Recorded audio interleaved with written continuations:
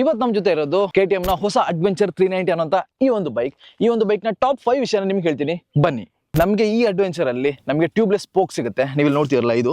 So ಹಾಗಾಗಿ of road ಅಲ್ಲಿ ಹೋಗುವಾಗ ಒಂದೊಳ್ಳೆ ಆಕ್ಷನ್ ಸಿಗುತ್ತೆ ಅಂಡ್ ಪರ್ಫಾರ್ಮೆನ್ಸ್ ಮಾತ್ರ ಸಖತ್ತಾಗಿರುತ್ತೆ. ಎರಡನೇ ವಿಷಯ ಯಾವುದು ಅಂದ್ರೆ ಈ ಒಂದು ಬಾಡಿ ಪ್ಯಾನಲ್ಸ್. ಇದರಲ್ಲಿ ಏನಪ್ಪಾ ವಿಶೇಷತೆ ಅಂದ್ರೆ ಈ ಒಂದು ಗ್ರಾಫಿಕ್ಸ್ ಅಲ್ಲಿ ಇದು ಆಕ್ಚುಲಿ ಪಿಗ್ಮೆಂಟೆಡ್ ಬಾಡಿ ಪ್ಯಾನಲ್. ಇದೇನಾದ್ರೂ ಕೆಳಗೆ ಬಿದ್ದು ಸ್ಕ್ರಾಚ್ ಆದ್ರೆ ಮೊದಲೆಲ್ಲ ಬ್ಲಾಕ್ ಸ್ಕ್ರಾಚ್ ಬರ್ತಾ ಇತ್ತು, ಬಟ್ ಇವಾಗ ಈ ವೈಟ್ ಜಾಗದಲ್ಲಿ ಬಿದ್ರೆ ವೈಟ್ ಸ್ಕ್ರಾಚ್ ಬರುತ್ತೆ ಅಂದ್ರೆ ಈ ಒಂದು ಆರೆಂಜ್ ಅಲ್ಲಿ ಬಿದ್ರೆ ಆರೆಂಜ್ ಅಲ್ಲೇ ಬರುತ್ತೆ. ಸೊ ಇದು ಆಕ್ಚುಲಿ ಸ್ಟಿಕ್ಕರ್ ಅಲ್ಲ, ಇದು ಇಂಟಿಗ್ರೇಟೆಡ್ ಆಗಿರುವಂತಹ ಒಂದು ಗ್ರಾಫಿಕ್ಸ್ ಅಂತ ಹೇಳ್ಬೋದು. ಹಾಗಾಗಿ ಇದನ್ನ ಪಿಗ್ಮೆಂಟೆಡ್ ಬಾಡಿ ಪ್ಯಾನಲ್ಸ್ ಅಂತ ಹೇಳ್ತಾರೆ. ಈ ಒಂದು ಬೈಕ್ ನ ಮೂರನೇ ವಿಷಯ ಏನು ಅಂದ್ರೆ ಈ ಒಂದು ಅಂಡರ್ ಬೆಲ್ಲಿ ಎಕ್ಸಾಸ್ಟ್. ಆಕ್ಚುಲಿ ಇದಕ್ಕೆ ಅಪ್ಸೆಪ್ಟ್ ಆಗಿರುವಂತಹ ಎಕ್ಸಾಸ್ಟ್ ನ ಕೊಡ್ತಾ ಇದ್ರು, ಬಟ್ ತುಂಬಾ ರಿಸರ್ಚ್ ಮಾಡಿ ಒಂದು ಅಂಡರ್ ಬೆಲ್ಲಿ ಎಕ್ಸಾಸ್ಟ್ ನ ಕೊಟ್ಟಿದ್ದಾರೆ. ಸೊ ನೀರು ಹೋದ್ರೂ ಕೂಡ ಏನು ಪರವಾಗಿಲ್ಲ, 1 ನಿಮಿಷ 2 ನಿಮಿಷ 5 ನಿಮಿಷ ನೀರಲ್ಲಿ ಇಟ್ಟಿದ್ದನ್ನ ಸ್ಟಾರ್ಟ್ ಮಾಡಿ ನೋಡಿದ್ದಾರೆ, ವರ್ಕ್ ಆಗಿದೆ ಅಂತೆ. ಸೊ ಹಾಗಾಗಿ ಇದು ಇದರ ಒಂದು ಮೂರನೇ ಫೀಚರ್.